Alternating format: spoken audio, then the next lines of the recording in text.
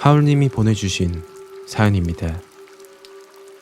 이야기를 시작하기 전에 먼저 말씀드리고 싶은 것은 지금부터 하는 이야기는 거짓 하나 없이 처음부터 마지막까지 모든 게 진실입니다. 25년 살면서 무섭다거나 공포스러운 감정을 처음이자 마지막으로 느꼈던 적이 18살 때였습니다.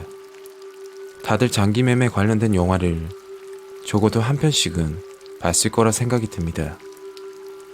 제가 겪었던 일도 장기매매 사건에 연관된 일이고요. 이런 일을 당하기 전에는 영화는 다 과장되고 사실이 아니다라는 생각이 머릿속에 박혀 있었습니다. 하지만 이런 일을 겪고 나니 제 생각이 틀렸다는 걸 그때서야 깨달았습니다. 7년이나 지났지만 지금도 생각하면 너무 무섭기만 합니다. 이런 일은 절대로 일어나지 말아야 하기에 용기를 내어서 제보를 하게 되었습니다.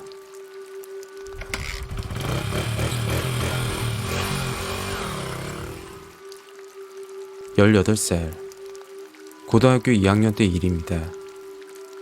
부끄럽긴 하지만 고등학교 때 방황을 많이 하고 학교도 잘 나가지 않았습니다.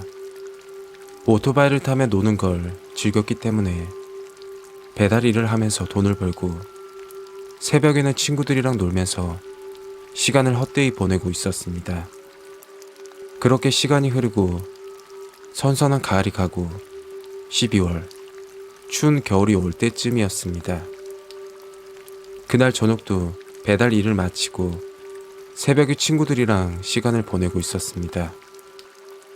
제가 살고 있던 동네에서 새벽 3시에 친구 2명을 만나 시내 근처로 이동하기 위해 오토바이에 시동을 걸었습니다.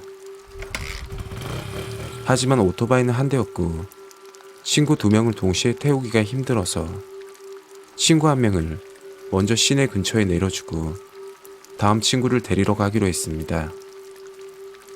그렇게 친구 1명을 내려주고 다른 친구를 데리러 가려고 출발하려고 하는데 먼저 도착한 친구가 자기가 데려오겠다면서 오토바이를 빌려달라고 하더군요.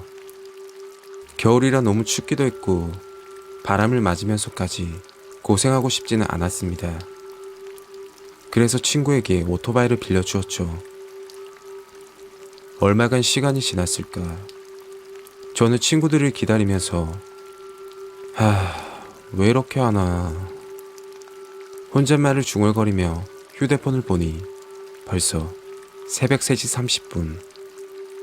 시간이 빨리 간다 생각하고 있을 때 뒤에서 인기척이 느껴지더군요. 너무 놀라 뒤돌면서 넘어졌습니다. 정신을 차리고 보니 웬 할머니가 서 있었죠. 손을 털며 일어나 할머니에게 이야기했습니다. 무슨 일 있으세요? 아니, 내가 눈이 침침해서 그런데 여기 목욕탕 몇 시에 문 여는지 좀 봐줘. 목욕탕 시간을 확인해달라는 것이었죠. 저는 할머니가 아침 일찍 목욕탕을 다니시는구나 생각해서 목욕탕 입구 쪽으로 발걸음을 옮기려고 했습니다. 목욕탕 입구는 건물 뒤편에 있어서 그쪽으로 걸어가던 중 작은 표지판이 보였죠. 그 표지판엔 이렇게 써져 있었습니다. 오픈은 새벽 6시, 문 닫는 시간은 저녁 10시. 저는 할머니께 말씀을 드렸죠. 할머니, 여기 목욕탕 6시에 문 연대요. 지금 시간이 3시 45분이니까 2시간 뒤에 집에서 다시 나오세요. 이렇게 말을 했습니다. 그랬더니 할머니는 아무런 말도 없고 반응도 없었습니다. 그런데 저를 뚫어지게 보고서는 목욕탕 입구 쪽으로 가서 다시 확인을 좀 해달라는 것이었습니다. 이때부터였죠.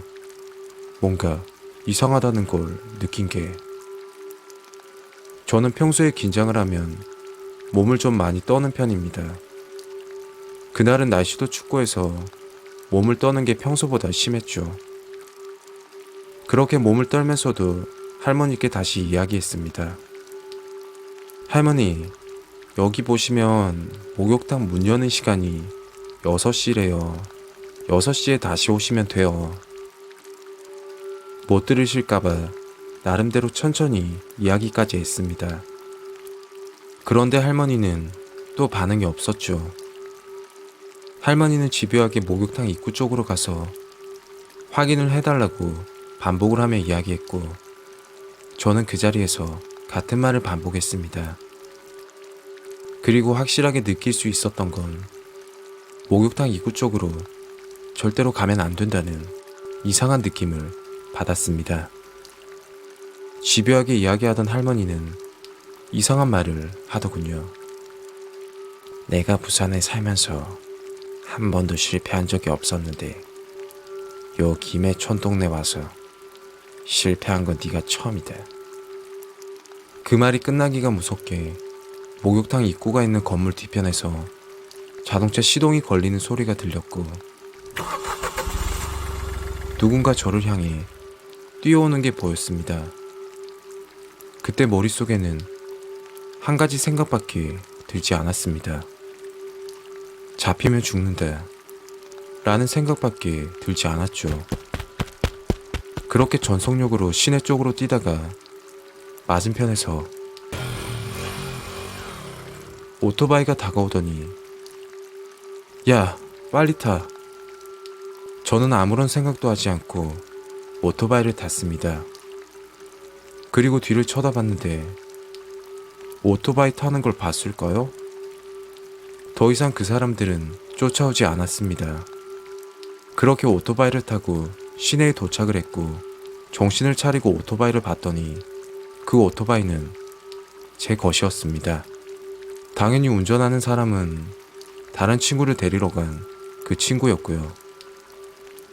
아직까지 두근거리는 심장을 진정시키며 친구에게 물었습니다. 야, 너 아니었으면 나 진짜로 죽을 뻔했어. 근데 어떻게 알았어?